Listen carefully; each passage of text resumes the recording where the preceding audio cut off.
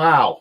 That's all I can say is wow. I'm so excited today. We're going to have Matt Laslo back on the podcast, but let me go ahead and introduce myself first. My name is Dale, and this is my channel, Observer of Anomalous Objects. Really been doing guests for probably about 6 or 7 months, but I mean, absolutely had some incredible guests. We've had Stephen Bassett on, I think 4 times. He'll be coming back on June 26th. And so I really appreciated him. I had Darcy Weir, I've had Mario Woods. I mean, Dr. Lynn Kitai. I mean, just all kinds of amazing guests. And this is the 3rd time that I'm going to have Matt Laslo on. And so you may be new to this channel. Maybe you're just now tuning in, but let me go ahead and ask you, if you do me a favor, if you go ahead and hit that subscribe button, if you hit the like button, if you go ahead and even share this podcast and this channel to be able to help it grow. And so with no further ado, let me go ahead and add the man of the hour, the man with power, the one and only Matt Laslo. Good to be back, brother. Thanks for having me. Good to have you. I loved the last time we did it, and I didn't put all this stuff on there, but I'll just mention it real quick. You know, he's got a master's from Johns Hopkins University. He's an adjunct professor there. Where else are you teaching that, Matt? Remind me of that real quick. Actually, I've taught at some other schools, but Hopkins is my baby because that's where I did my MA. But I used to teach at University of Maryland, GW, and then Boston University. So you've got a lot of experience. You're not just a reporter. You teach people how to become reporters as well. Well, let's get I actually do train a lot of press secretaries and stuff. I've trained a Trump press secretary and, you know, a senior director at MoveOn.org. Yeah, I don't just teach journalism. I'm political comms. Well, I hope you get paid for that. The liars how to lie. Yeah, take you out for dinner or something like that. Do something nice for you. Could you do that? Now, the thing I like about this is, you know, Matt's a reporter. And so I get the privilege of being the reporter to the reporter. And so let's get into it. We're going to have some really good things to talk about today. We're going to start. I do hate it when the tables are turned. Yeah. Ask you all the tough questions. I'm sure the congressmen are smiling right now, knowing you're on the hot seat for a change, right? True. We're going to start off with Robert Bigelow, and I want to play a video real quick, and then we'll talk about that video. This one, in my eyes, it's a very disturbing video, and I want to say this to start with to make sure everybody understands.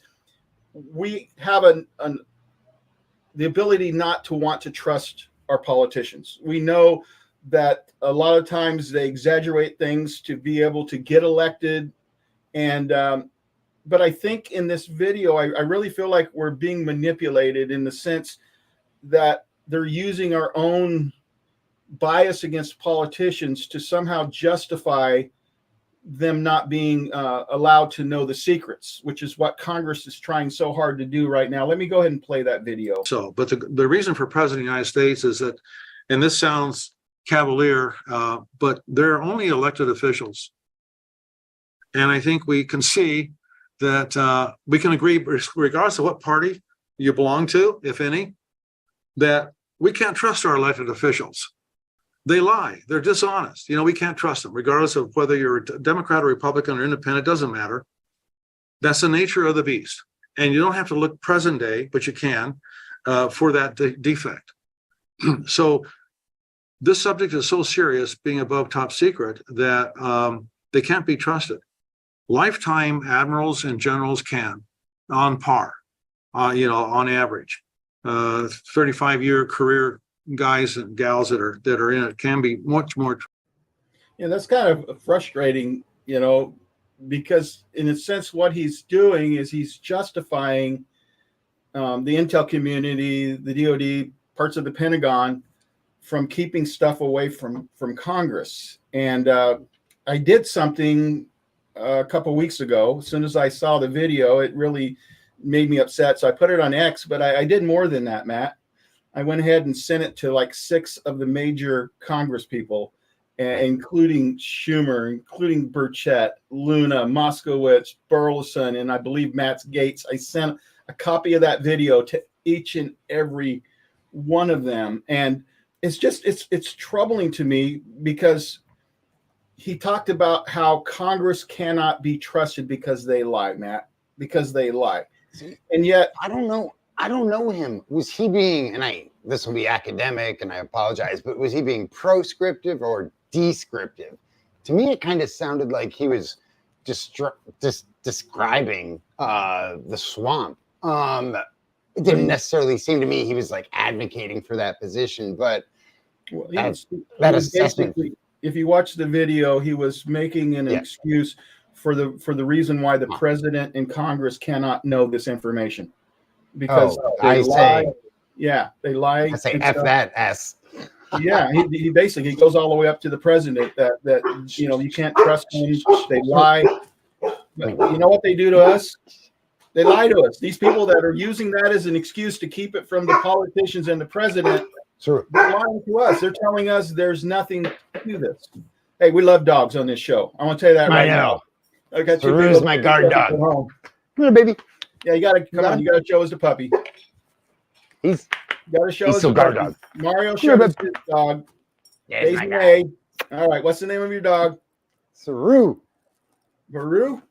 Saru. That's right. I think I saw the name somewhere. Anyway, now the other thing I wanted to bring up on that is you've been on the Good Trouble show, if I remember right, with Matt Ford. Yeah. And so they were doing an episode called Erasing Whistleblower, UFO Whistleblower Lou Elizondo, and they had, Matt had Ross Coulthart on there as well. And I just met Lou for the first time. We had some beers when he was in town a couple weeks ago. I saw that picture. I love it. Lou's an awesome guy. He's just an incredible human being. I met him for the first time, I think, in 2022 at Roswell. And so just an amazing human being. Got the chance to look him right in the eye. And, to me, that's how I judge people. I look them in the eye. I listen to what they say. And if those two come together, I usually trust them. And I'm almost never wrong on that. And so Lou was an amazing guy. But anyway, back to Coulthart. He was on this show and he was talking about how many in the intel community of context, the general idea is that these are just temporary employees. And so it's okay to lie to Congress. And so I went ahead and sent this. And so that's one of the reasons that I'm really excited, because Chuck Schumer has made a decision to go ahead and to put the UAP Disclosure Act back in the 2025 NDAA, the National Defense Authorization Act. And so I was pretty excited. Now, Schumer wasn't the one himself who announced that to you. Who was that, Matt? Well, so and so this is where Congress gets, I say, like, the Capitol itself is its own universe. Mm-hmm. Washington's its own universe. Then the Capitol within Washington's its own universe. Then you have the separate universe of the Senate and the House. And so even though it's Schumer, the Senate Majority Leader's amendment from the last go round, the one that was gutted in last year's NDAA, it looks this year like it's being introduced as an amendment by Congressman Robert Garcia of California. And it looks like he just, copy and pasted their language and plopped it in and said, hey. That's what I was going to get to. But you had talked to, I think it was Senator Rounds about it a month ago, and there was no movement. And then you talked to him with Askapol recently, and he said, what was his exact words? Oh yeah, like we're good. Like he was really excited. It's so funny because for months, literally months and months, like since the last NDAA at the end of last year, so take a step back. It's the National Defense Authorization Act. Right. This thing is a behemoth. Think Moby Dick on steroids. It's just a sweeping, massive, multiple 1,000-page bill, which is kind of why historically they've always been able to like play some games there. Because in the end, it becomes a must-pass bill because this is what authorizes our military. Mm-hmm. This doesn't fund our military, but the authorization for our military has to come each year from Congress.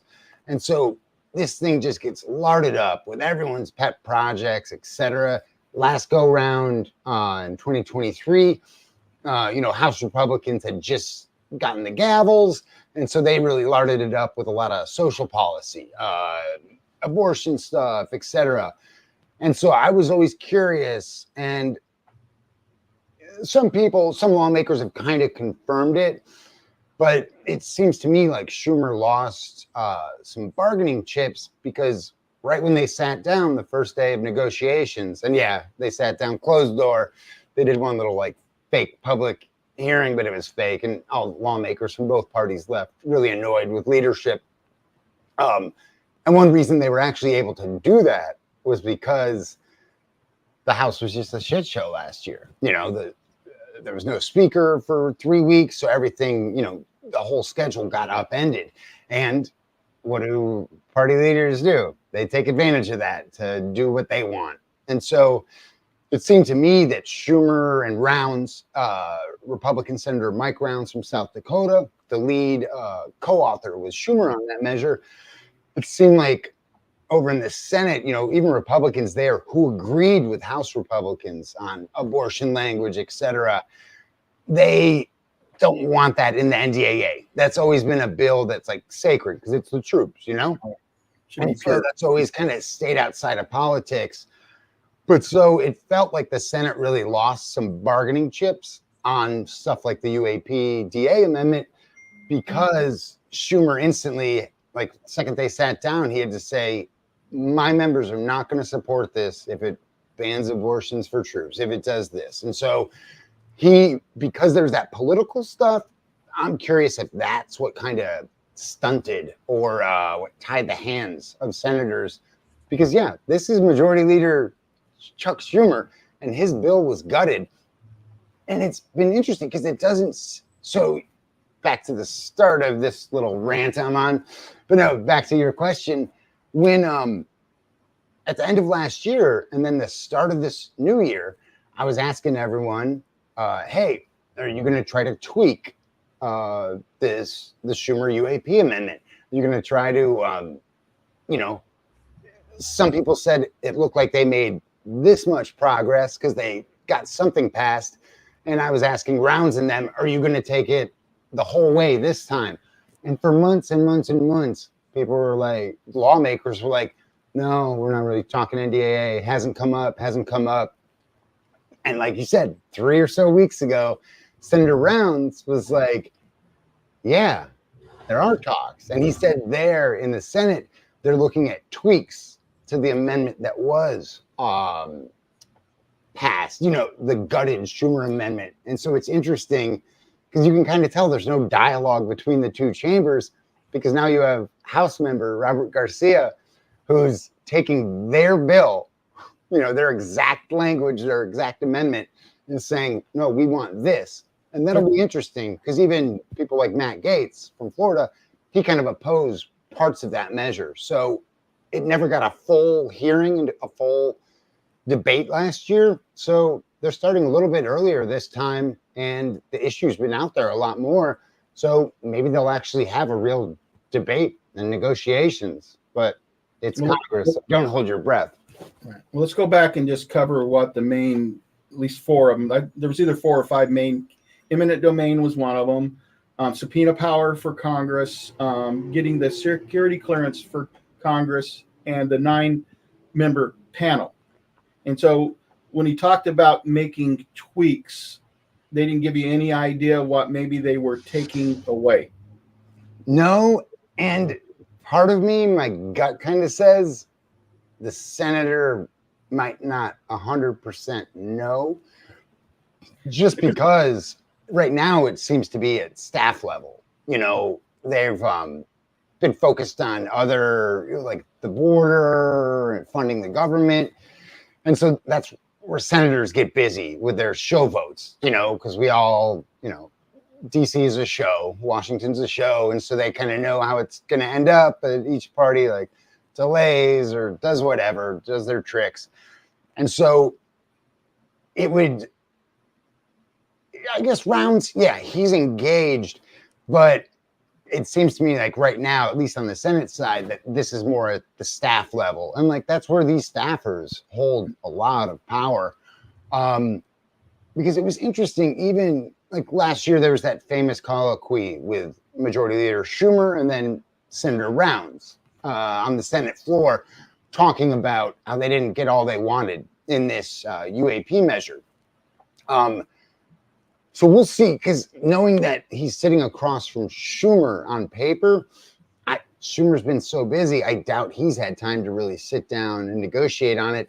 If anything, from that colloquy we saw last year on the Senate floor, and that actually reminds me, I should repost that at askapol.com, because that's telling. That's going to show us, because Schumer doesn't really take questions in the halls, and there's, the war in Israel, or war in Gaza with Israel, and all this stuff, that Trump conviction, all this stuff. So, and it's an election year. And so that's where, even more so than last year, where it really happened behind closed doors, this year, expect a lot of it behind closed doors. And it was interesting. The House, they already marked up their NDAA measure just like a week ago, before lawmakers gave themselves a week off for Memorial Day. Wouldn't that be nice, America, if we got a week off for Memorial Day? Take it up with your lawmakers and oust them all. That's my politics. Fuck them all. That national But politics. so throughout that last week, the House was in session. I kept asking different members on the, you guys might know it as HASC, but the House Armed Services Committee, I kept being like, hey, did UAPs come up? And right before they hopped on their planes last Thursday to fly home, no House member, or the House members told me no. UAPs had not come up at all. And so that's where this Robert Garcia news that he's introducing that Schumer UAP amendment as an amendment to the NDAA, that's newsy. That woke me up. So can we get some clarification? Because when I listened to what Round said about Schumer and the tweaks, I got a couple other questions that are going to tie to that. And then I just found out about, Representative Garcia on the House side of it. It made me think that there was something over in the Senate, and now there's something in the House. But what you're saying is the Senate may be deferring to the House?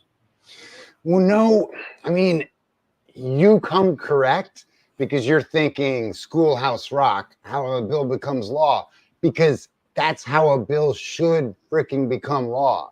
But the reason we have such crappy policy these days, whether Republicans are in charge or whether Democrats are in charge, is because all these members have really been neutered by the nature of our eternal campaigns. And with lawmakers running, when I'm in the room and they're, giving their victory speech on election night, who are they talking to? They're talking to a room full of donors, and they're asking them to pad their campaign for the next go round. And I think the founders explicitly rejected that. Right. They wanted to give lawmakers space when they came to Washington to study issues, to think, to dialogue, negotiate. And so that art of negotiation has really been lost. And so in the House, it looked like leadership didn't really care. That issue, didn't really make the cut. And even with members, it didn't rise up to that level within the markup of the measure. Now, it's interesting that in the Senate, you do have Rounds saying that negotiations have started. I'm kind of curious where their negotiations, like what the starting point is. Is it, because it has felt to me, and if you go on askapol.com, you can look at our last 3 or 4 interviews with Rounds, because I've been usually asking about this. And it's kind of felt like it's felt like it's not their baby. Because if it was their baby, they would know who cut its head off, And I still haven't found everyone in the community is like, Rounds, not Rounds, Turner for it. Multiple people have pointed the finger at Turner. Well, that's the thing. Everybody says Mike Turner, and right. I've lit Mike Turner up in a post at Askapol, but with all the donations he gets from the military industrial complex, right. But last year, leaving those NDAA, that one like public farce of a public negotiation, House, Senate, it was HASC chair, so the House Armed Services chair, Mike Rogers, who I know because I used to cover him for Alabama Public Radio, and he was walking with this big entourage, and I just got one question. I was like, hey, do you know about this UAP amendment? And he goes, yeah, we want, he goes, oh, we're hearing that it's redundant. So he didn't, and that kind of told me a few things. Oh, we're hearing that means your staff is being told something from outside, or potentially your staff is telling you something, but it's coming from outside. Like, he didn't seem like he had real ownership over it. But I just talked to him about a month ago. You can find that at Ask a Poll. And I think I just tweeted it out because Joe Murga and others, it just came up in this debate. And Rogers, he tells me he forgets who it was who gutted Schumer's UAP amendment. When I asked Senator Rounds, the co-author of Schumer's UAP amendment, he's like, I don't fully know who did it. And so that's where, yeah, it could be Mike Turner, the chair of Intel. But then you go back to last year and our one-on-ones at Ask a Poll with Jim Himes, the top Democrat on HIPSCI, the House Intelligence Committee.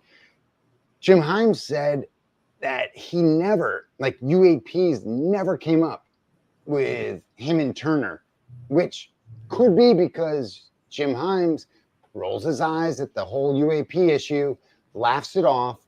So that could mean that Mike Turner is super empowered to do whatever he wants because his ranking member, the top Democrat, doesn't care. So it could mean that. It also could mean that this issue is not on the plate of this current iteration of HIPSCI, or the House Permanent Select Intelligence Committee. And so because Turner won't talk to me or other reporters in the halls of the Capitol these days, even though he did 10 years ago before he was wearing such nice suits, I'm curious, and I'm actually still working on Turner. Every time I see him these days, I go, hi, sir, how are you? And he like gives me a hearty hello, and then he catches himself because he's like, wait, I'm supposed to not like you. And so I'm slowly breaking him down with my Midwestern charm. Do you understand why people really see them as, suspects number one? Now, McConnell probably not so much, but McConnell's hand had to be on that, probably. Isn't that correct? But the reason why people feel that way, Matt, is because of how much money they're getting from these contractors. How much millions of donations, tens of thousands, hundreds of thousands of dollars in donations. And so that's why they are, if this stuff is being hid by the military contractors like Lockheed Martin, stuff like that, everybody believes that these representatives were contacted and said, hey, you kill this. And I don't know if we can prove that, but it makes sense looking at it from the outside, not being on the inside where you are. But if you're sitting there looking at it and going, hey, Lockheed Martin doesn't want this stuff out. This is money. The other thing that we discovered in one of the hearings is that the private contractors, they give money back to these black projects. They get technology from it, and then they're required to give a percentage back and stuff. So there's a lot of money. And I'm not going to paint it all as awful or bad, because I do believe there's a national security component to this. Yeah. And we don't want to weaken our country, but we would like to get at least as far as admitting that we're not alone in the universe. I don't think that's too much to ask for. Now, I have another question for you. And wait, real quick. So I got this handy little, I call it the Congressional Facebook. Hey, hold on. Let me put you on full picture. I want to see that. Yeah. So it's got all the information called Congress at your fingertips. And you can tell the back's gone because I use and abuse these. But it's got all the lawmakers listed by state, and it tells you their committees, their office numbers, etc. And so I just looked it up, and I was right. Congressman Garcia, he's not on HASC. He doesn't serve on the House Armed Services Committee. So it makes sense that once the markup was done on the NDAA, And then he heard, probably from our reporting at Askapol, he's like, wait, UAPs didn't even come up?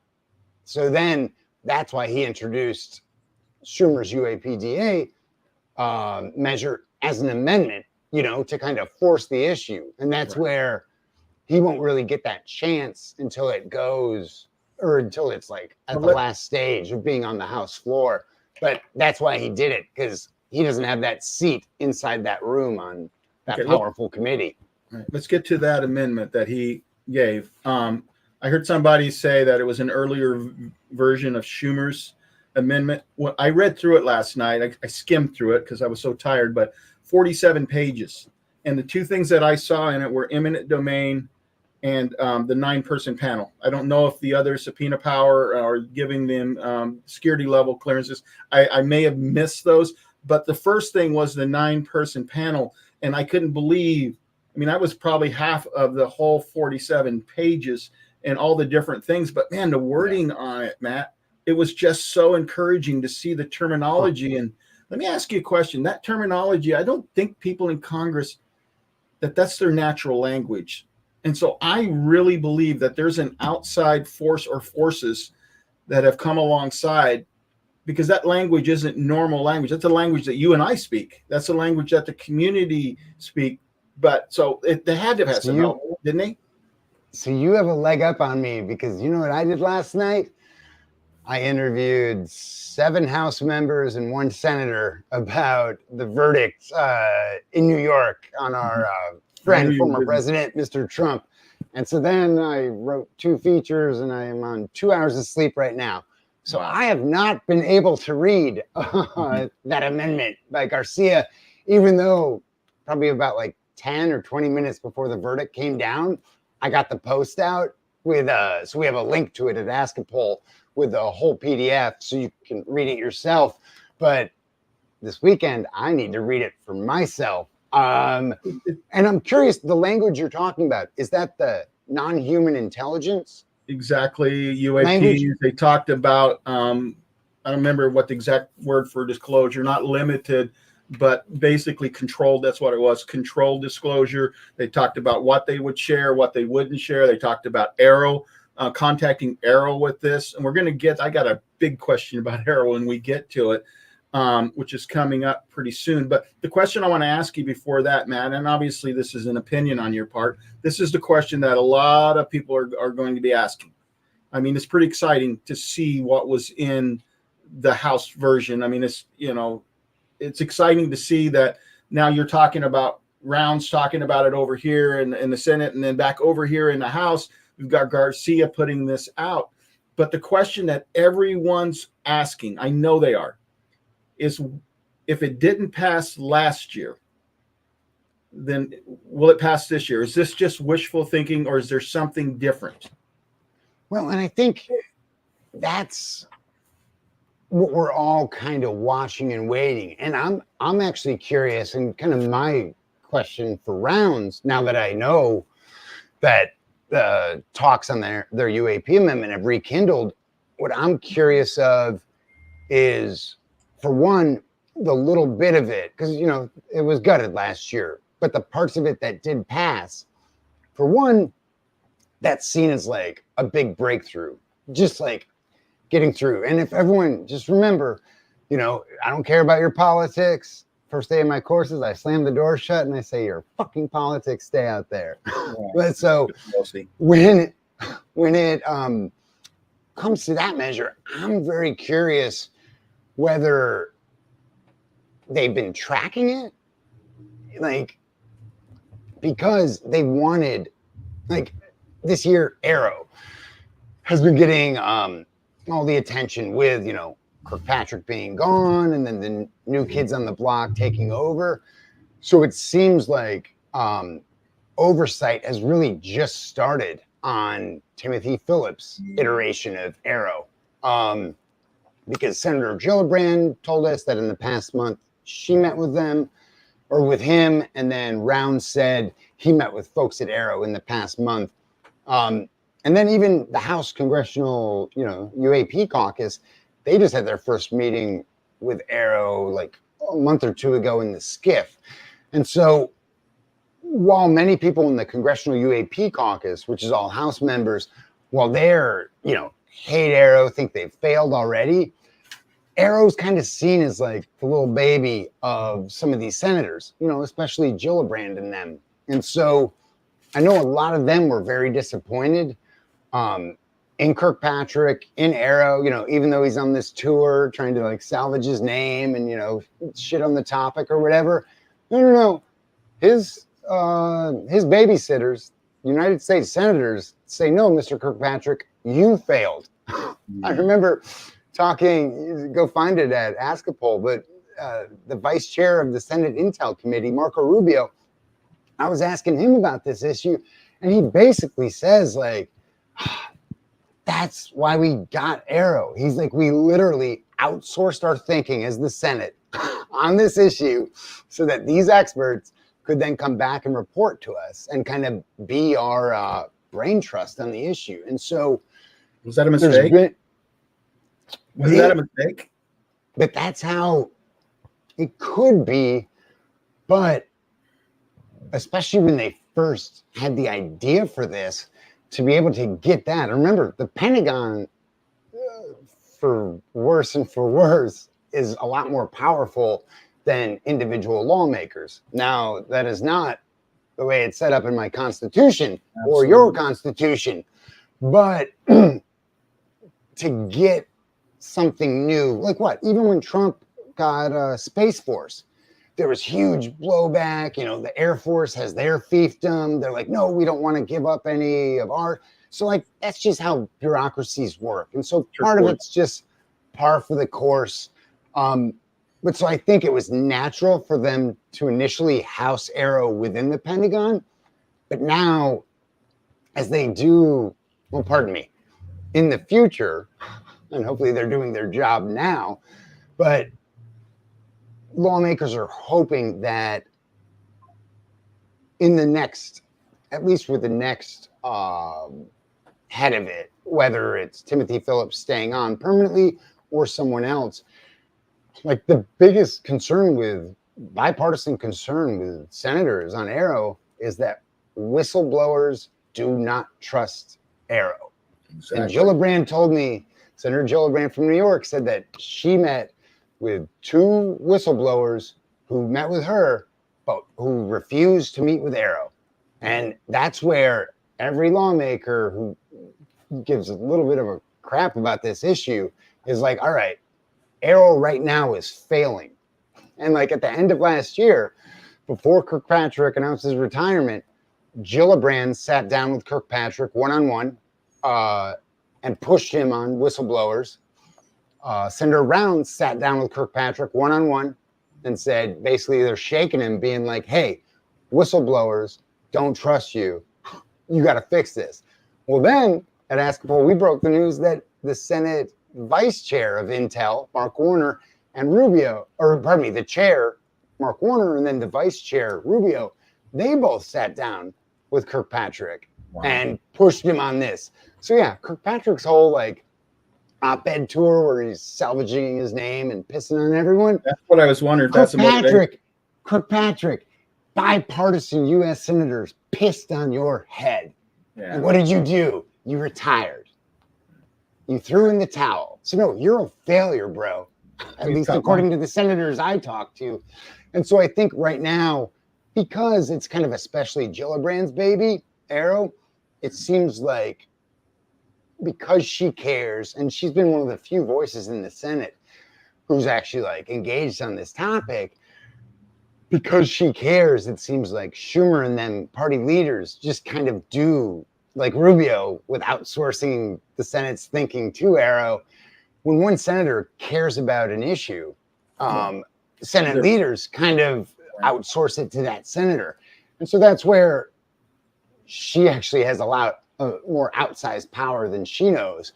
And so do some other senators. And so that's where it becomes interesting whether, the disclosure stuff, the little bit that they got through, whether in the past year they saw that make any impact, or whether they could then go to the Pentagon or CIA or wherever the pushback is coming from, because my hunch is that it's not necessarily within Congress.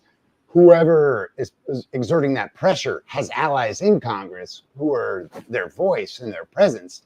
But it seems like there's a lot of indifference on this issue, which kind of allows these puppeteers, Pentagon puppeteers in the background, not necessarily Pentagon, but them included, like the bureaucratic puppeteers. It seems like they've been given a lot more power than lawmakers want, and especially Congressional UAP caucus members. And so that's what I'm going to ask Rounds this week. Like, hey, did you see any impact from the little bit of your UAP amendment with Schumer that passed last year? But then second, did anything not happen disclosure-wise that you can point to and say, look, if our amendment was there, we'd have an answer for this question to the American people? And so I think even though this community has been upset or whatever, guys, Congress takes its time. It's the turtle. It is the tortoise, not the hare. Like, keep your politics outside of it, but Democrats really care about healthcare. They really care about universal healthcare. They ran on it for about 100 years. And then under Obama, they failed. And they fell just short of universal healthcare. That's something they really care about, the whole party. And they still fell short. And so that's where, with Congress, it's don't expect a magic wand. The interesting thing to me, the newsy thing is like, oh, this is back on their radar and kind of earlier in the process. And so that's where, and remember, you said it's earlier in the process. I help everybody understand how much time do they have before this thing goes up for a vote? So here's the thing. Congress is effing lazy. So they have more time than we'd be led to believe, except they have their July 4th recess. Then the week after that, Republicans have their convention for a week. And then Congress comes back for like 2 weeks. And then Congress gives itself its annual August recess. Democratic convention is there in the middle of that. And so, this is an election year. This is a political year, like everything. And that's almost, to folks in this community who really care about this stuff, it goes both ways. And I get torn on this because part of it's like, oh, this is a nonpartisan issue. You got AOC at the table and Freedom Caucus members, at the table who care about this issue. So it's just a nonpartisan issue, even though some people try to make it partisan. So that's where I'm like, all right, it might be just silly season until November. We're going to see nothing pass, ... Or there might be this small window where leaders are like, all right, let's take these super bipartisan issues and, let them kind of sail through, but quietly, because, both parties are going to want to be politicking on the floor. And so that's where this issue, especially, I'm super intrigued at all the conversations taking place behind closed doors, which is why, with the help of our community, keep feeding us the questions and we'll keep asking them. Because, a lot of these lawmakers just like moved on after last year's NDAA. But the reason some of them were talking about it again is because of us in our community at Ask a Poll, because I'm that perpetual thorn in their ass. And you're our feet on the ground. Yes, who you are. I got two more questions about Rounds, and then I think we can pretty much move on. One is you asking the question, I'll just put these together and you can answer them together, is how satisfied he was with the fact that all of the SAPs, the special access programs, had been released to him. And then the other one is he used the word silos in reference to SAPs and secrecy. Can you define that for everyone so everybody knows? Is it like a skiff? What is that? But those two together. Well, so silos, that's just, oh, so pardon me, take a step back. SAPs, that special access programs. And if y'all take a jog down memory lane, about this time last year is when UFO whistleblower David Grush was dropping his bombshell exclusive in the debrief. And so the second part of his claim, the first part of his claim was that, hey, there's recovered craft, etc. Second part of his claim, which I'm a congressional junkie. This is the one that really put a fire under my horse.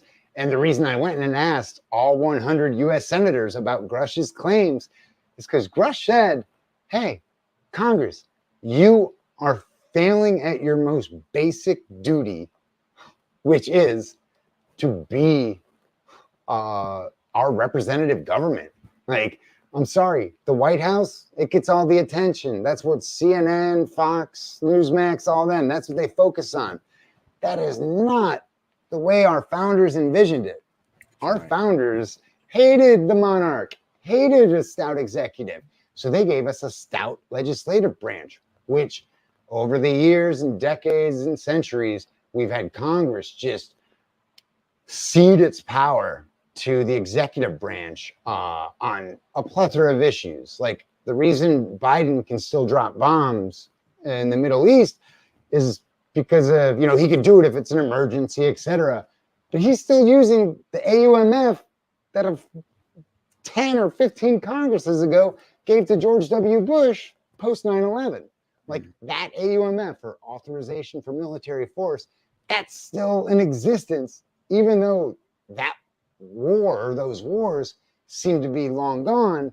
But if it's a war on terror, then it can be perpetual. And that's where Congress, you have some members who try to stand up to that and reclaim their power. But both parties seem to like to just skim over it and just let that happen in the background. And so that actually kind of circles back to your initial thing with Bigelow. I blame Congress. Like when I hear these lawmakers say, oh, the head of AARO won't come and talk to us, I'm like, what the fuck do his thoughts matter? Right. You're Congress. Make that motherfucker do whatever you want.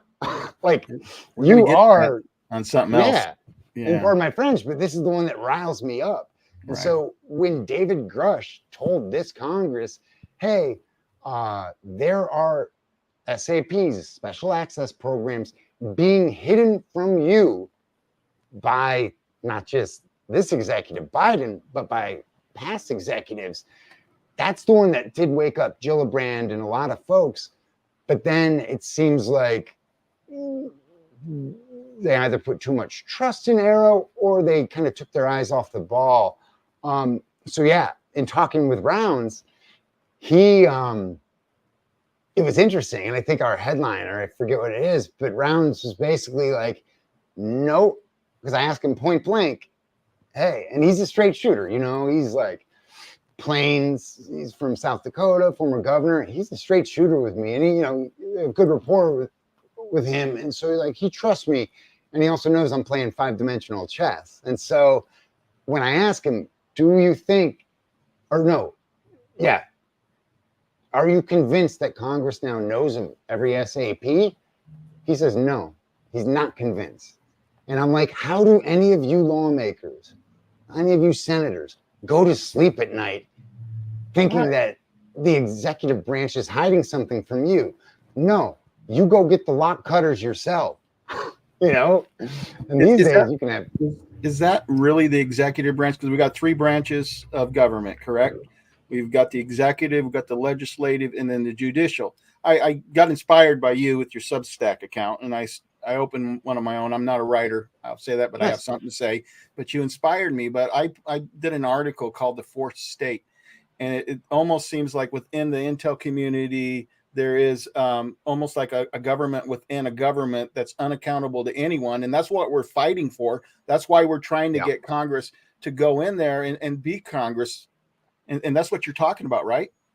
And this actually gets back to your question about Rounds using the phrase silos, because that's where lawmakers are kind of looking for those silos, which, you know, isn't like a legislative term, but it's like the easiest way to describe, like, hey, information is being siloed off. Like, they're answering some of our questions here, but wait, if you listen to the jot and tittle of what they're saying, it's like, wait, there seems like they're hiding something. And this is what I've heard from senators and House members, is they're like, the more we look into this, the more they're learning. And, you know, a lot of these members of the Congressional UAP caucus, they're younger members, newer members, just been there 1 or 2 terms.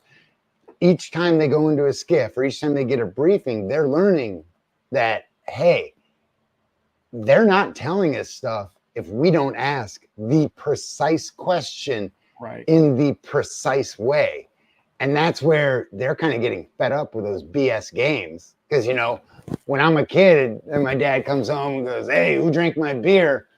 And I'm like, I don't know. He'd spank me right there because he's like, no, you're not answering my question, boy.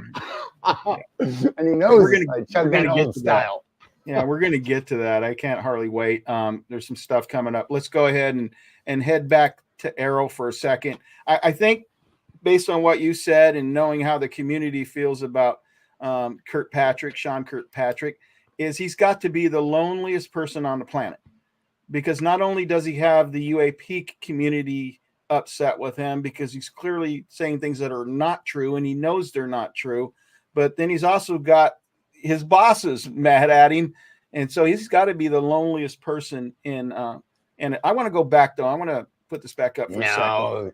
No, he's a lying SOB. He's literally, he might be lonely, but that's why he's on this, like, I mean, nobody likes him. Save his name, but his tour to save his name is literally shitting on the whistleblowers that Congress set up AARO to deal with. And if you're getting shit on by the whistleblowers, that means service members, that means veterans. You are failing them because they do not trust your organization. So get the fuck out of here, Kirkpatrick. I mean lonely as in isolated. He's the most isolated human being probably in America right now. Now, my question for you is that Senator Rounds said, and I'm going to quote, that AARO is on the hunt. He said he didn't know if they would get there, but they're on the hunt. And so there's 2 possibilities. Either a change in leadership has absolutely transformed AARO, which I'm not seeing a lot of signs for that, or is this just wishful thinking on Senator Rounds' part? That they're on the hunt. Again, everyone, like, I know it's hard and I have to remind myself, but it's like, take a step back and breathe. Like, AARO's only a couple years old, and it was only 2022 that Congress had the first UFO hearing in 50 freaking years. So, like, to this community, I say, wow, you guys have a major win. Like, you got this on Congress's radar. They had a public hearing with Grush last summer. They had those hearings, House and Senate, the year before in 2022. And then now both House and Senate are planning, you know, Gillibrand tells me she hopes to have a public hearing with AARO ahead of this summer. So ahead of their August recess. We'll see. It might be in the fall, but we'll see. She wants it in this summer. Congressional UAP caucus, they're working on their second public UAP hearing. And so that's where the more, like, this was a non-issue in Washington, in the bubble I'm in, and in the bubble I'm in at the Capitol with lawmakers, this was a non-issue to 99% of them a few years back. No. R.I.P. Harry Reid. Like, no, some members, this has always been on their radar. When Harry Reid was majority leader, he cared about it. He had no allies. Every other senator would smirk, roll their eyes, be like, oh, it's Harry Reid's UFO issue. He's a Nevada boy. But so now this is more mainstream. You know, there's still plenty of eye rolling and ... on the Hill, but you have these passionate lawmakers who many of them respected, and especially on this issue, many of them are respected. Some get laughed off, but that's just politics. But kind of seeing them grow into their own and even seeing them learn. Because right before Memorial Day, Tim Burchett, and that's where we've just been talking about the Pentagon. It was interesting, right before Memorial Day recess, Burchett, he told me him and Luna, they planned it with the energy secretary. We're coming on that. Save that. Hold back on that. We're coming to that. Coming up next. But just to put a cherry on top of what I was saying, you're seeing these lawmakers kind of learn as they go.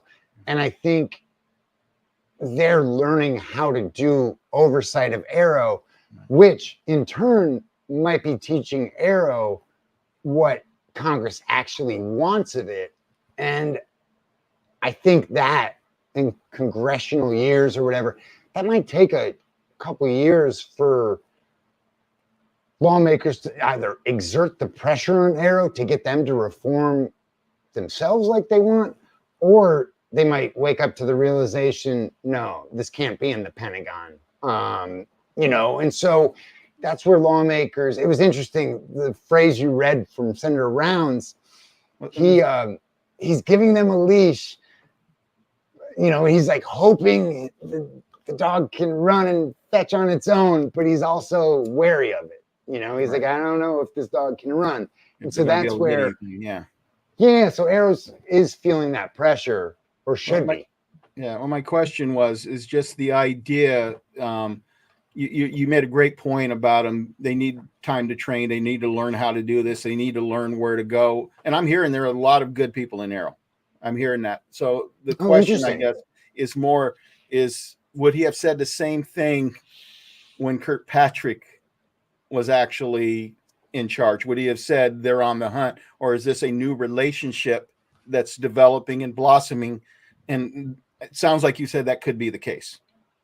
It could be, but that's where, honestly, I'm only as good as the Congress that you all send in. And so, like, Congress is my sources. They're who I've been covering for 18 years. And so that's where, us at Askapol, our community, this community, we've been pressuring lawmakers to keep this on their radars, because sometimes they'll look at me and they'll blush, or they'll want to like run the other way because they're like, oh shit, here comes Professor Laslo with another UAP question, and I didn't do my homework from last week when he asked the same damn question.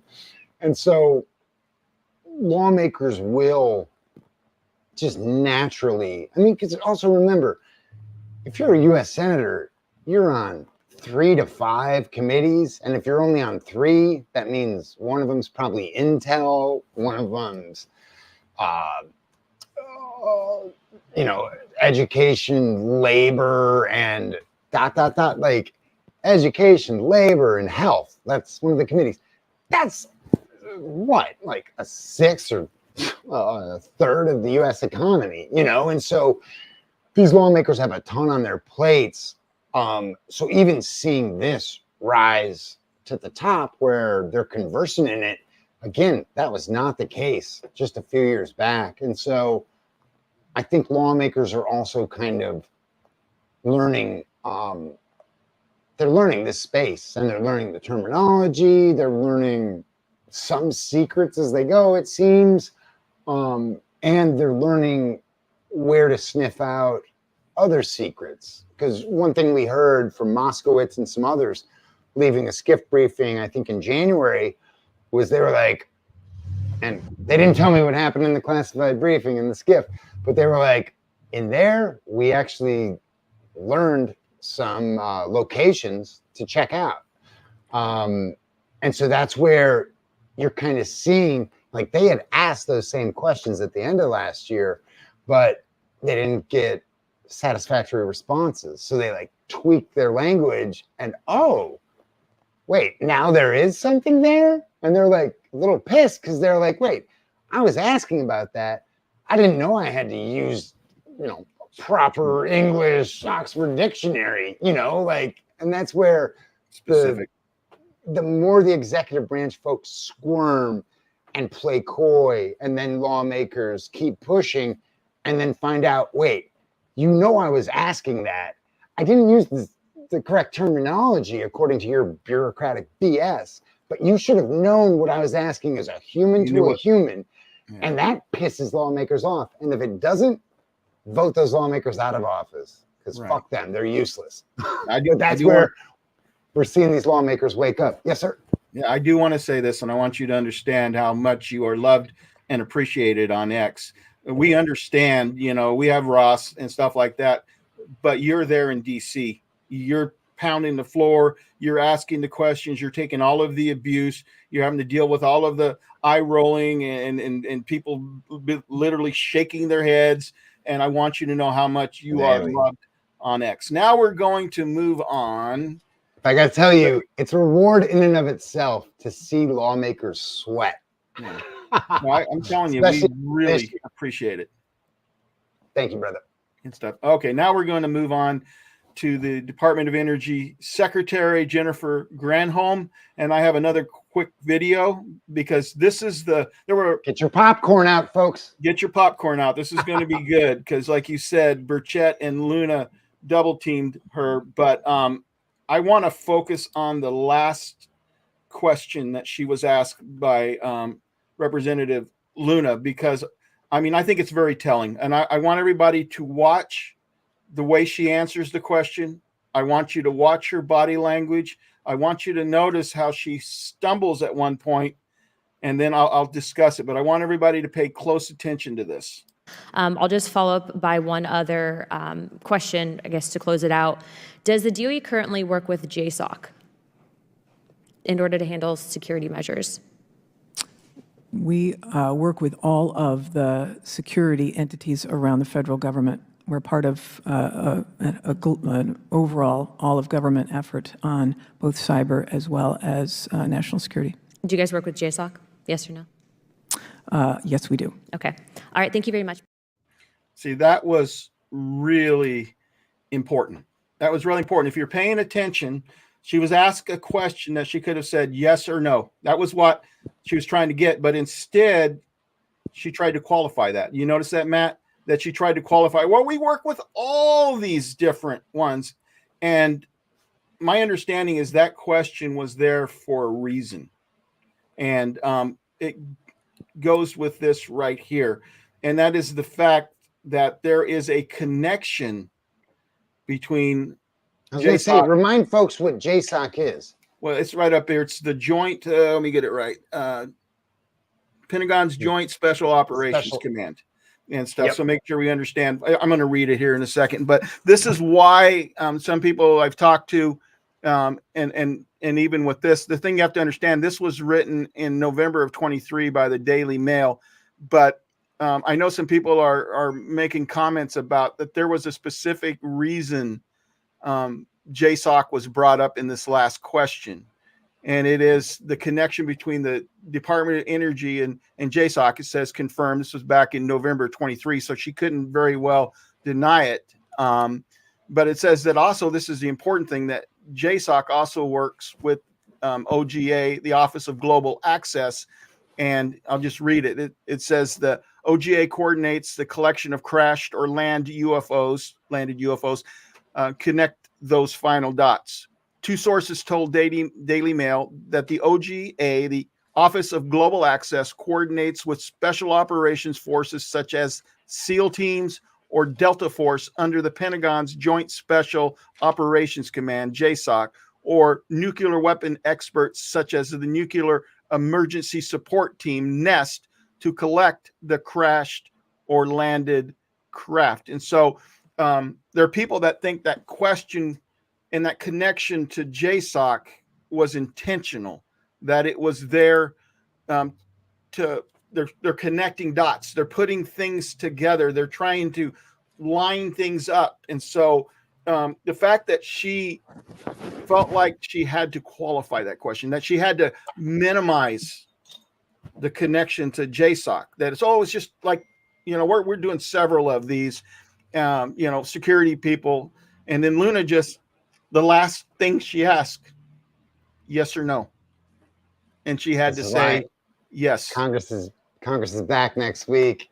That's now my number 3 question, and it's actually number 23 because I have other lists of questions there, but no, that's top of the list because Burchett, right before lawmakers went home, he was so pumped. Like, this is why I love putting out the raw audio at askapol.com because Burchett, you can just tell. Like, it was funny. He was talking to an NPR colleague of mine, and the two of them were just chatting. So I gave them space, you know, in case they're like doing an exclusive.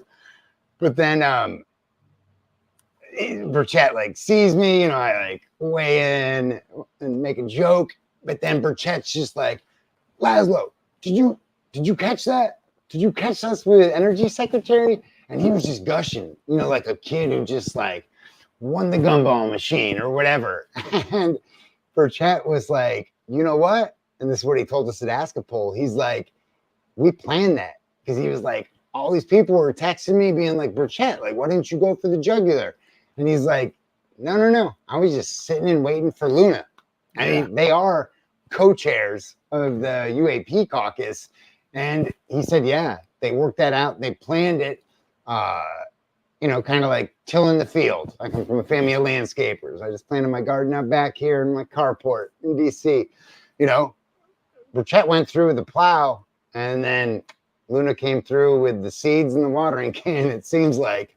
And that's another one where you can kind of tell from Luna, which they're not trying. And like, what? Some of these hearings that you see that are super politicized, like what? The one with the Harvard president or whatever, who like, what the fuck? You can't decry genocide? Like, get the fuck out of here. You know? But so that's where you see lawmakers, like when there's that big, like trying to dunk publicly, that lawmaker's just looking for infusions of cash or whatever. This one, it seems like Luna and Burchett went methodical and they just wanted a public answer. So, you know, that's their power. Every answer they get from a secretary or from the administration under oath, that's another arrow in their quiver. And they're just slowly. And again, that's where like the community is like, come on, we want this, we need this. Yeah, like they feel, it seems like they feel that same internal pressure. But the way that internal pressure comes out on Capitol Hill has to be just necessarily according to the archaic ways of the Capitol, where it's like, the gentle lady should now speak. Oh, strike the words of the gentleman. You know, like it's just a different universe. And so that's where you can kind of tell now that they're like slowly and methodically going down. Like they have a list of different agencies, different folks that they want to get on the record, you know, because I'll be curious if they try to bring her or other people from DOE into the SCIF for a classified briefing, because you take what you learn publicly. And even remember the David Grush hearing in oversight last summer. Half of what Grush said was like, hey, I can't talk, like legally, I cannot talk about this publicly. I can answer that in a SCIF though. And so that's where lawmakers always have to do this dance. And you know what? We saw this with Senator Tim Kaine, you know, former Democratic VP nominee. But Virginia Senator, he was pushing senior Pentagon folks on all the shit flying overhead at Langley, where they literally had to like move the fleet. And so half of that, Kaine's like, so I know you can't discuss all of this publicly. And so like there you get this little glimpse of like, okay, there's two tracks. Senators are asking, or lawmakers are asking these questions behind closed doors and getting briefed, possibly not to their satisfaction, which might be why they do that follow-up question in public, or Kaine really needs the voters down in the Langley area, you know, and any Virginia lawmaker really cares about the service members. So like service members around there were freaked out and, you know, their families. And so he might be asking that publicly for that community down there, he also might just be exerting pressure on the people testifying by simply asking it in public. And then when they go behind closed doors, he might be like, see, I can play this game too, And so that's where there's a lot of politics in politics. Let me piggyback on that a little bit, because it was frustrating to watch her. I mean, you felt like Kirkpatrick was up there, or Moultrie or Bray were up there, and the way she just basically parroted an answer when she was asked about UAPs. She was giving the official statement for the DOD that there are no UAPs. There's no evidence of aliens or extraterrestrials.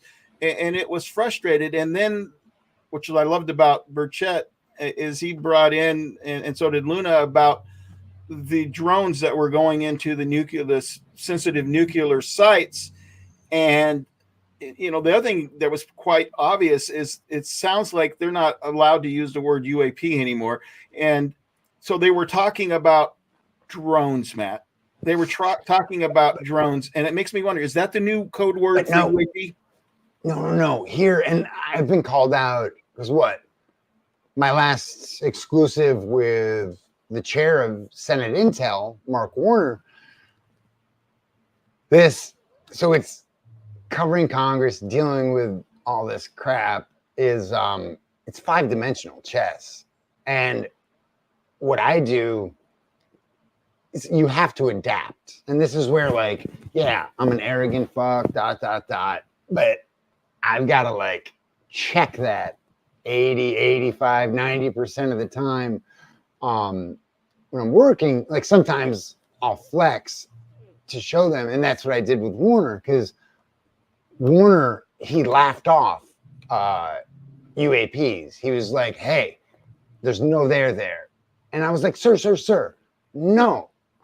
I'm like, we're talking about two different things, because Senator Gillibrand just got back from Nevada. This is a month or two ago, but I'm like, Gillibrand just got back from Nevada, and she complained about the classified portion of her trip out there where she met with the Air Force, yes, but then also, I think it was Northrop Grumman and Lockheed. Again, a part of her classified portion of the trip, meeting with two huge military industrial complex contractors. And with Warner, I was like, no. She says there's a persistent problem of things flying. I'm like, I'm not going to use the term UAP. I'm not going to use the term drone.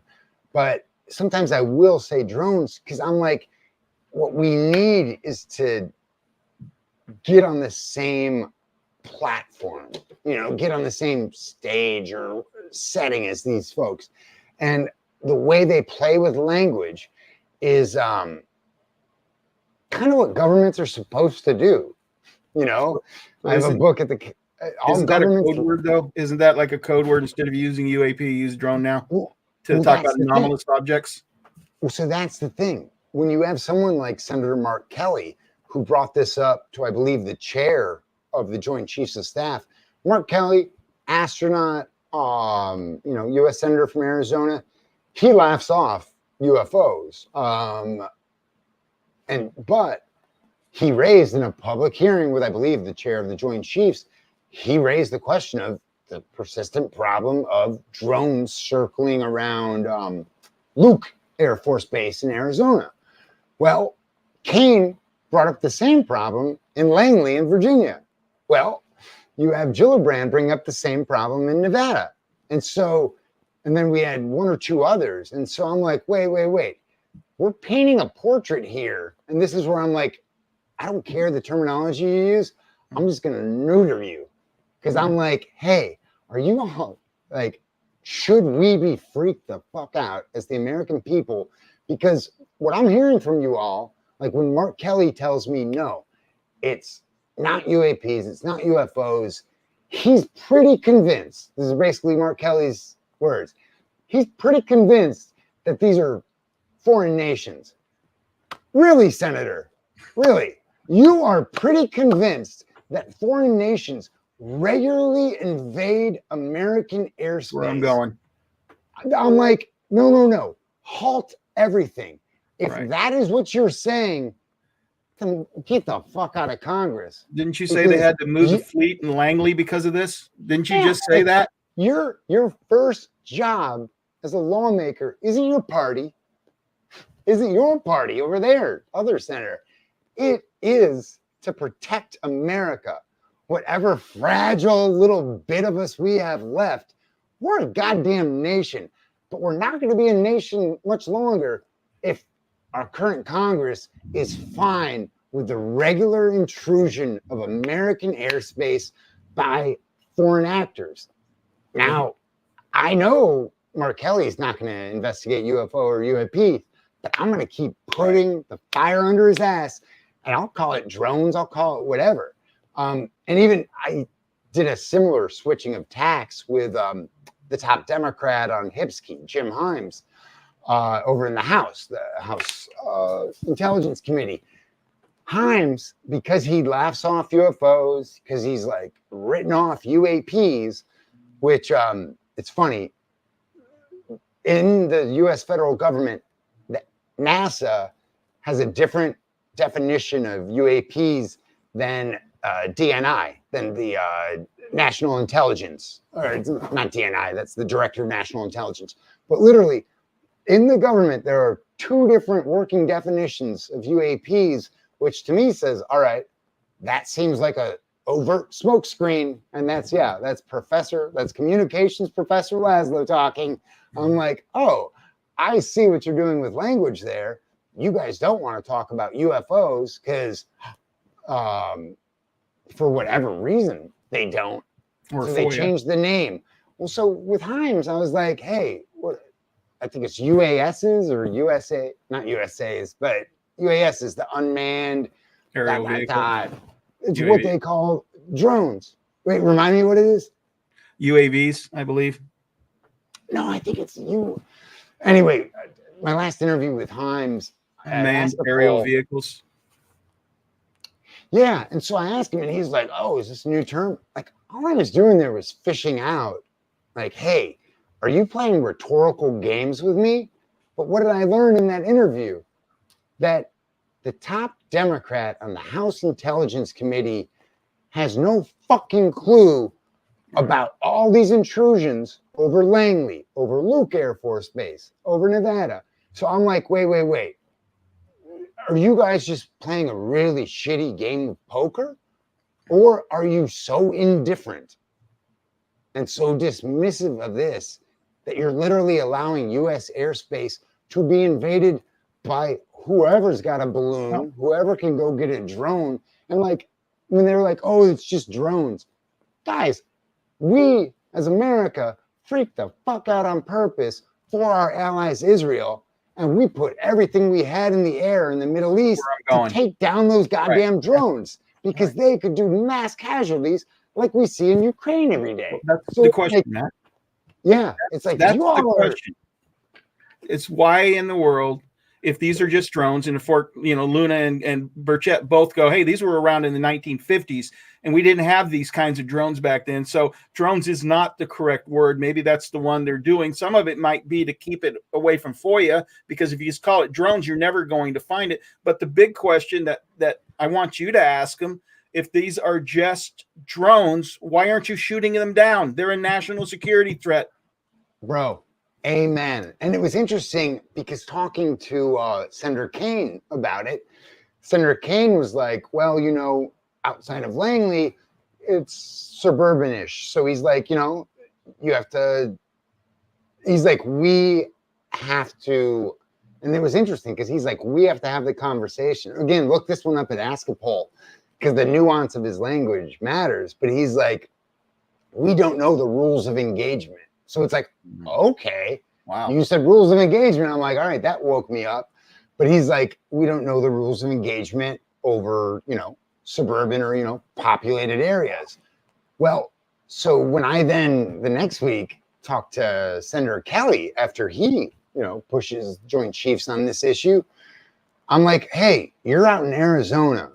Luke Air Force Base, I think, is one of the largest. It's just a sprawling spot there in the desert. I'm like,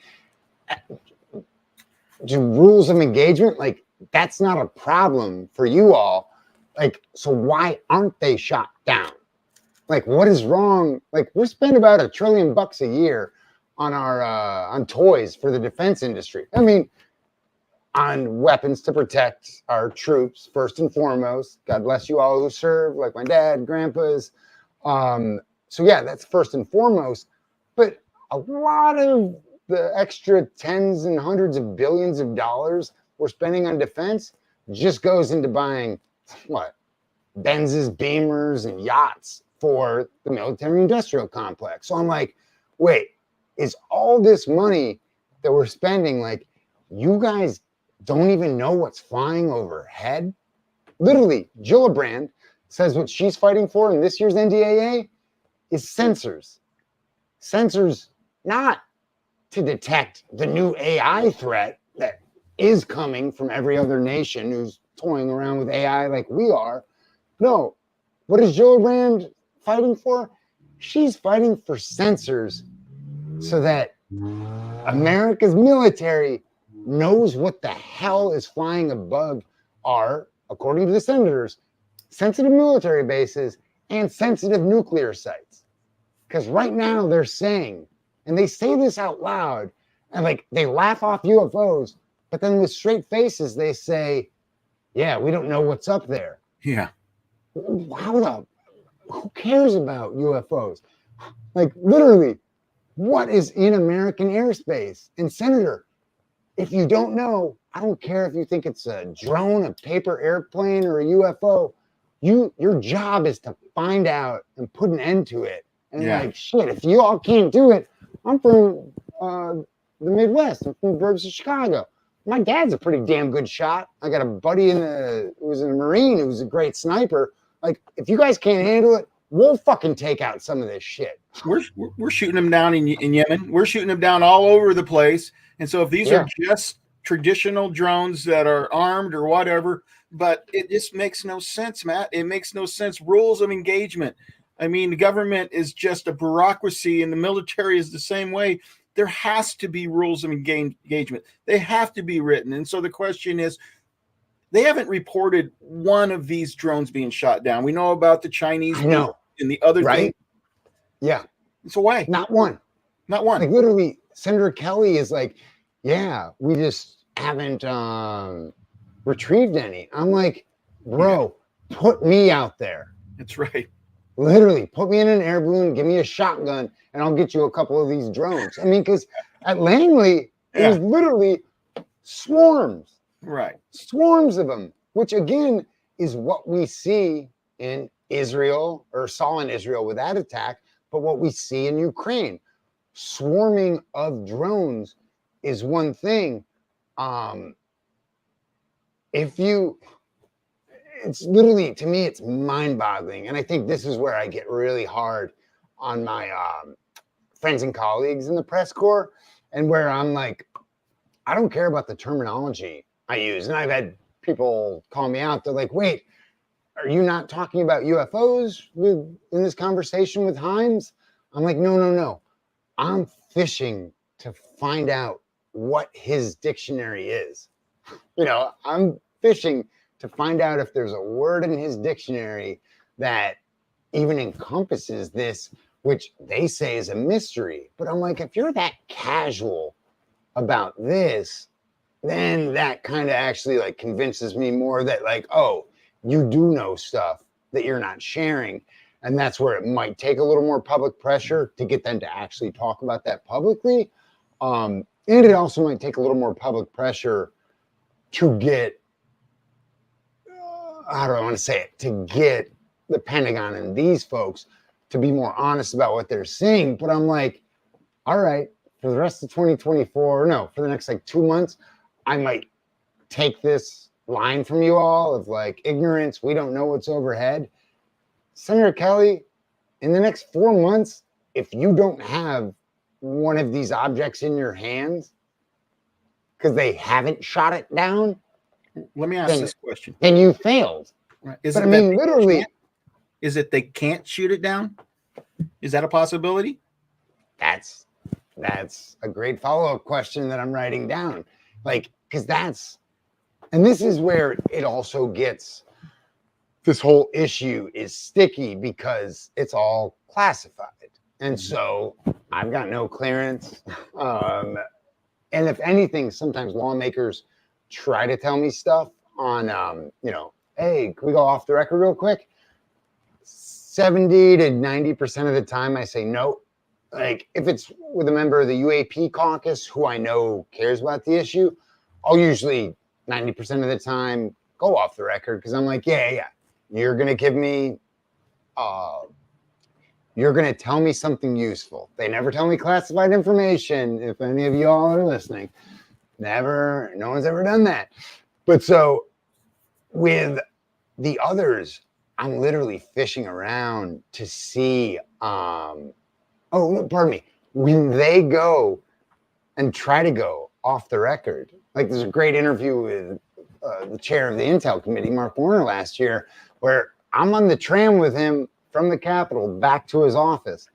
I know the tram's got 2 stops till we get to his office because, hey, me and a team of 5 or whatever from Vice News Tonight with HBO ran up in your office and I broke some news on TV with you.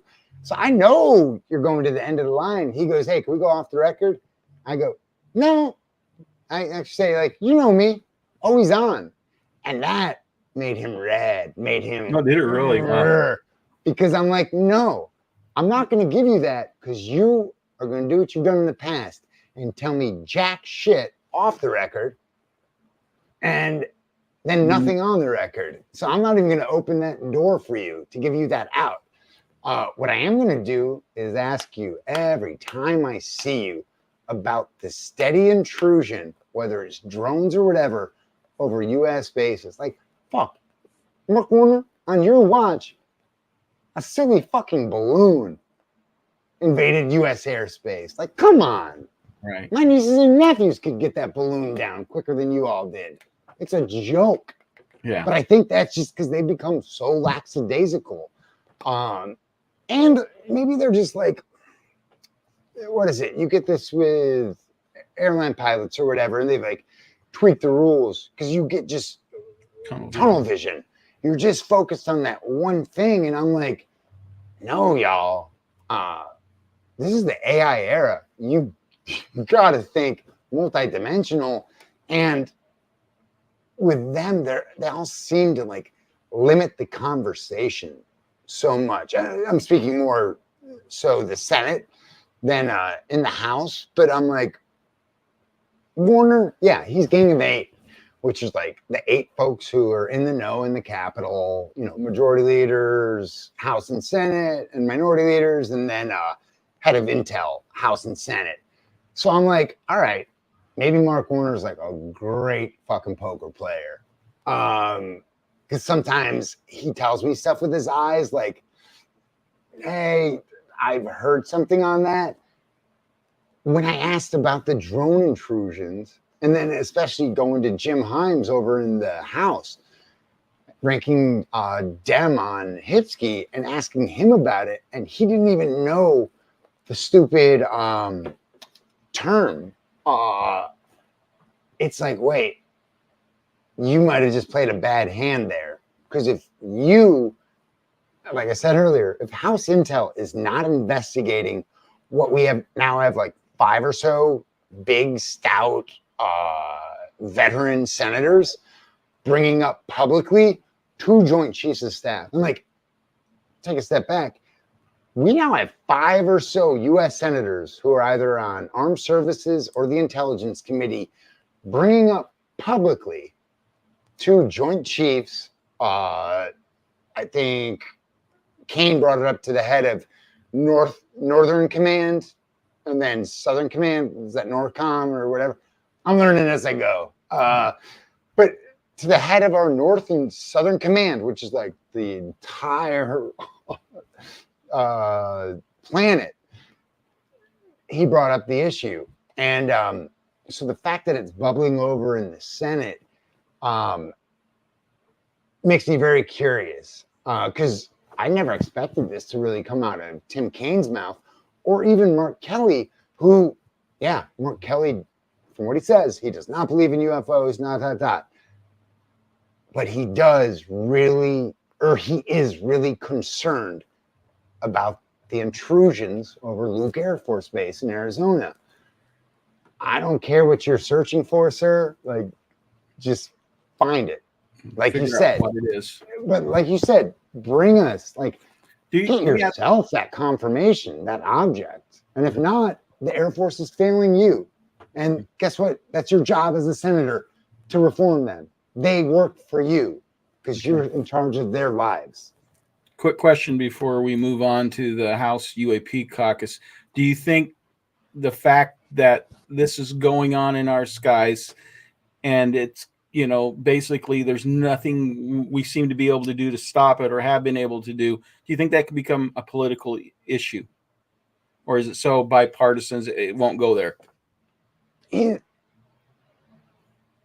Shame on all of them. Again, this is where I think it's bipartisan. And anything that's nonpartisan or bipartisan in a two-party system, which again, our founders rejected, two-party system.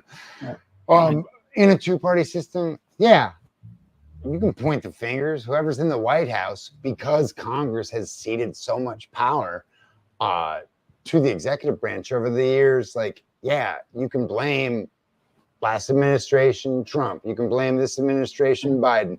You can blame the other one, Obama. You can blame the other one, Bush.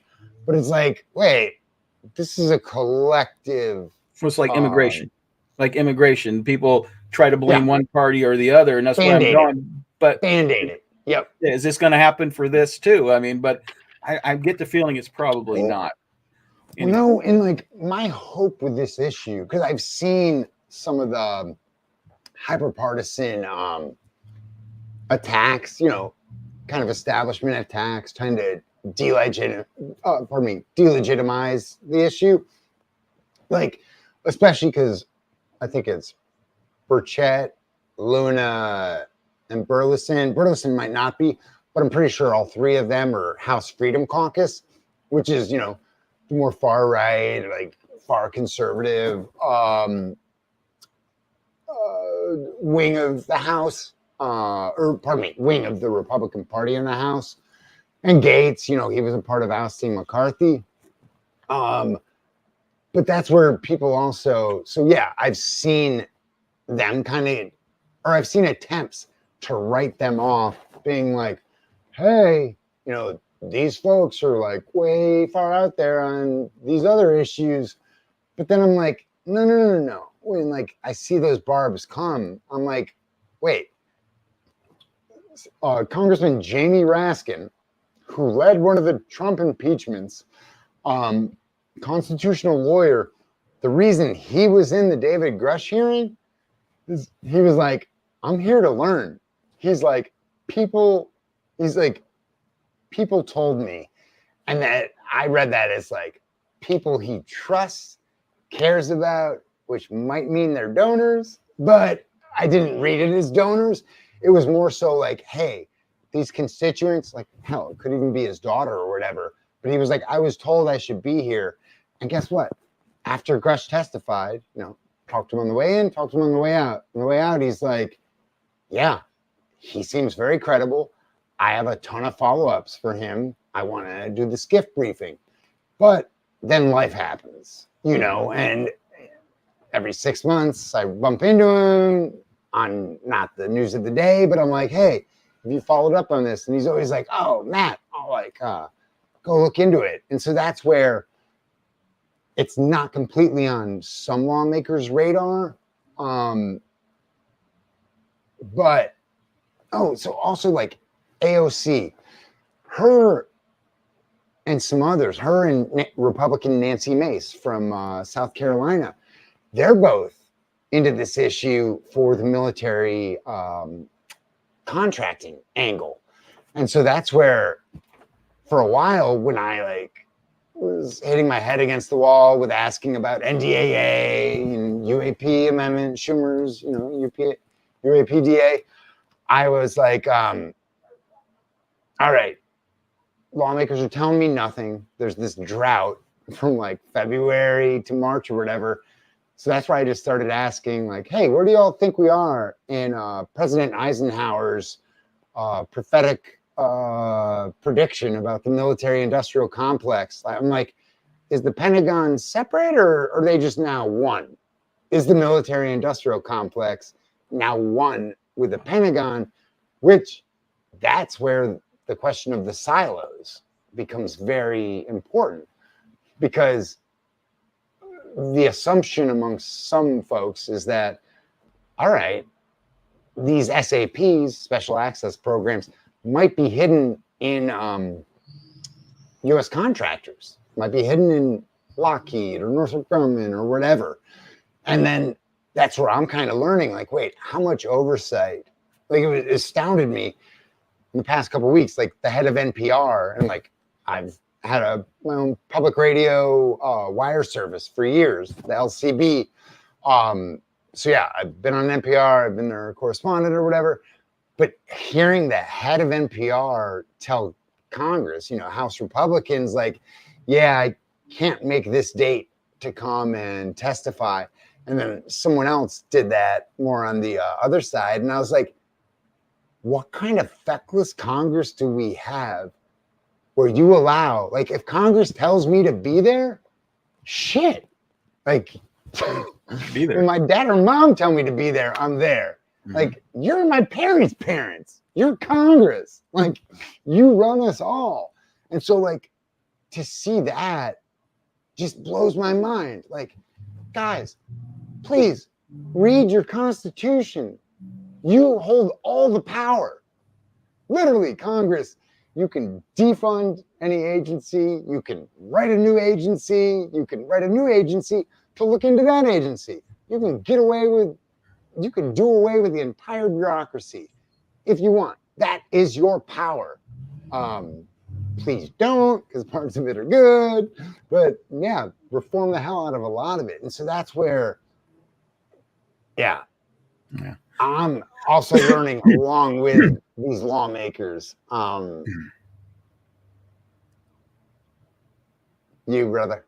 Yeah. All right. Well, let's move on to the UAP caucus. I want to say this, And I do gotta bounce in a minute, but as always, loving this. I got a couple important questions, and one of them is something you did. So I realize you run out of time, but I'm going to say this before we move on. I say this on X all the time. You said it earlier.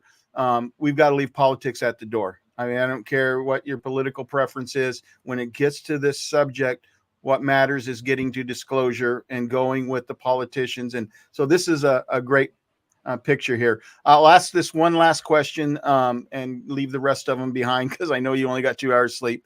But this is an important one. You were talking about basically another hearing.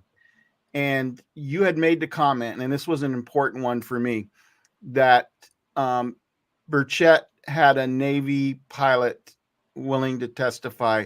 I'm assuming that's not Graves. I'm assuming that's not Fravor. So what do you know? I know nothing.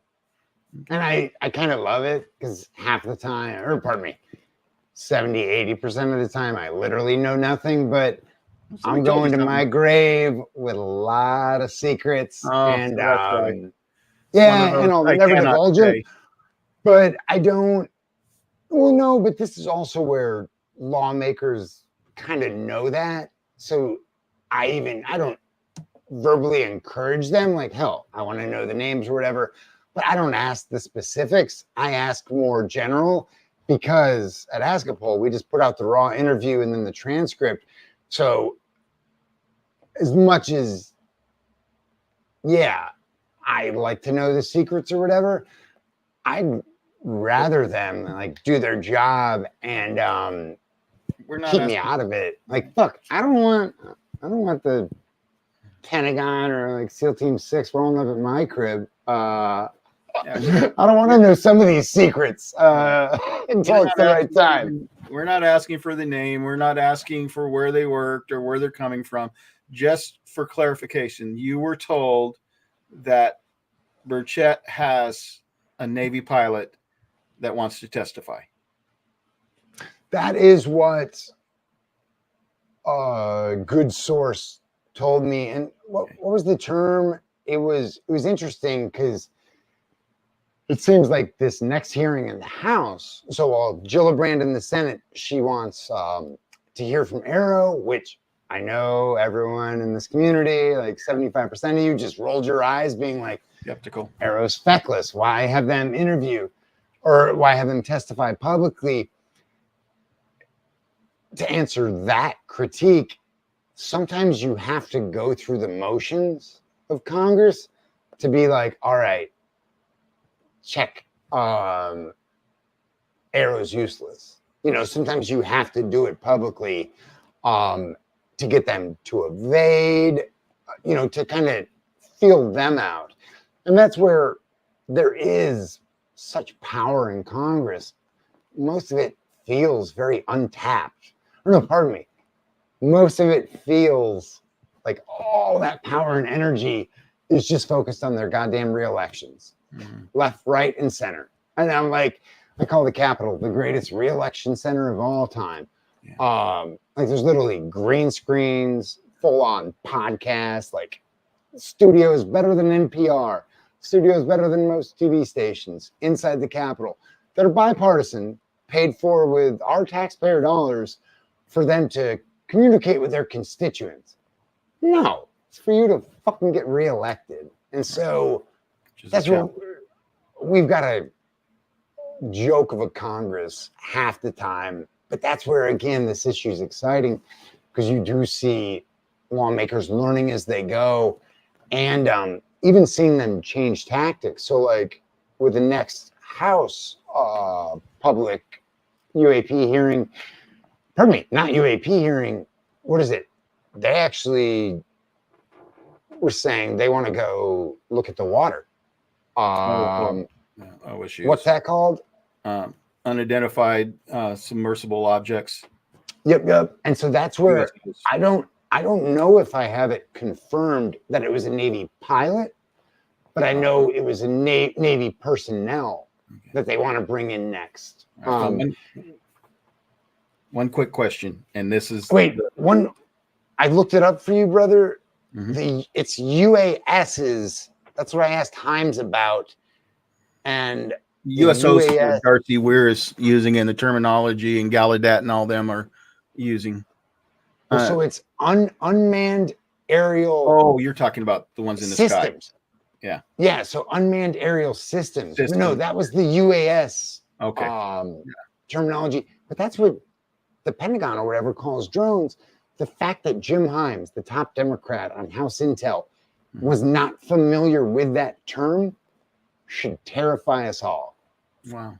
Like the head of the House Intelligence Committee doesn't know what unmanned aerial systems are called in Pentagon, et cetera, parlance. I'm literally like, what the hell do you all do? One quick question. This will be the last one, and I promise I'll let you go after it. You probably are aware. Don't do that. Every time I say last question to a lawmaker, you always got another I always get another one. I'll keep to my word. But I'm just wondering if Congress has heard about the death threats for Lou Elizondo and David Gresham, all the whistleblowers. And even recently, Dr. Gary Nolan said he's had some threats. And so you would think if you're trying to quiet whistleblowers that Congress would want to know about it. And so my question is there any talk at all? Is anybody bringing that up? And if they haven't, will you do that for us?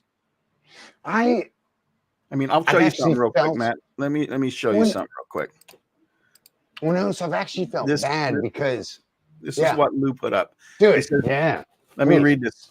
To add insult to injury, I was notified yesterday that there may be a personal threat against myself and several other whistleblowers formerly associated with the UAP effort for the U.S. government. As such, I would like to make this perfectly clear to the American people. I am not prone to accidents. I am not suicidal. I am not abusing drugs. I am not engaged in any illicit activities. If something happens to me or my family members in the future, you will know what happened. And this is significant because Lou's had death threats before, but this one was so serious. In fact, Danny Sheehan has gone on record and said that a whistleblower has been killed. And the fact that Lou went this far makes this, feel like a legitimate threat. And so Congress needs to know about it. And so if nobody else is bringing this up, Matt, I really would hope that you would do that for us. No, and like I've actually felt bad. The community, our Ask a Poll community, folks have been asking about this, and this is going to be my excuse throughout this year and then into next year and perpetually. But this Congress is so focused on other things. Like what? I think they just, anyway, the past couple of months, it's all a blur. I'm just not, and because our Congress, your Congress, is so freaking lazy, like the way I usually get access to lawmakers is when they vote. And so like back in the day, 10, 15 years ago, there would be sometimes 8 a.m. vote, then there'd be a 10 a.m. vote, then there'd be a 1 p.m. vote, and then either a 3 or sometimes a 3 and a 6 o'clock vote. So then, boom, that's where the House is 435 lawmakers. So that's where I do my interviews. I know the different paths they take. If it's raining, I know these lawmakers are going to be in the tunnel and not outside. If it's nice out, these lawmakers are going to be outside. And so like, I just have not had much access to lawmakers the past few weeks. But yeah, it's now number 4 on this list. You made me smile. Actually, it is number 1 because like, yeah, fuck that shit. Lou's great. And yeah, this is where politics at its best is about people. Like politics is about policy. If it's not, fuck, go make money. Like go to Wall Street, like get out of this game. And so, yeah, that's where I think Congress does kind of recognize that they've failed some of these whistleblowers, hearing, like I said before, that full court press from Gillibrand, Rounds, Warner, and Rubio on Kirkpatrick saying, you're failing the basic reason we created AARO. Whistleblowers do not trust you. Right. Whistleblowers do not trust you.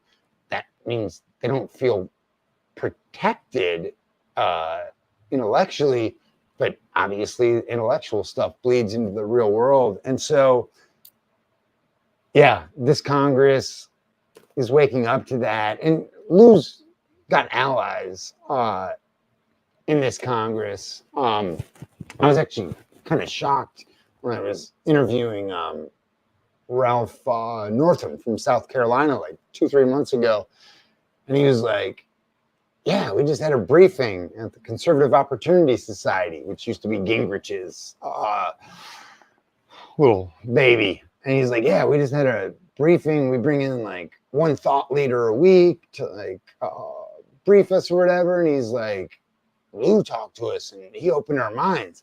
Like that group, that's a mainstream conservative group. Like Freedom Caucus, some of those members are mainstream, some of them are far right, but there's overlap between the COS, Conservative Opportunity Society, and that Conservative Opportunity Society, that is mainstream as fuck. And so that's where slowly, even though folks don't necessarily feel it, slowly this issue and these folks are getting more into the mainstream in Congress.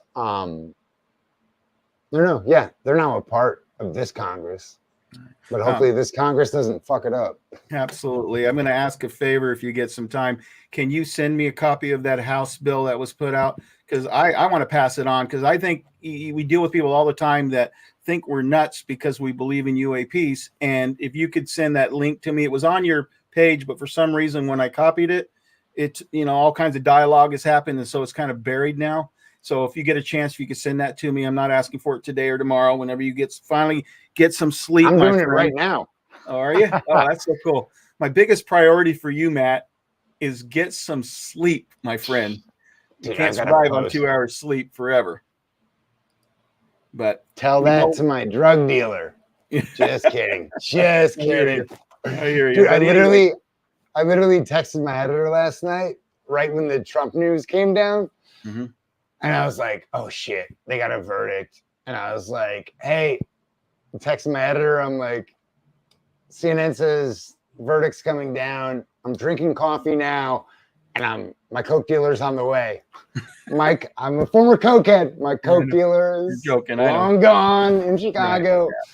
But this is the gallows humor we use in the press corps, because something's got to keep us sane.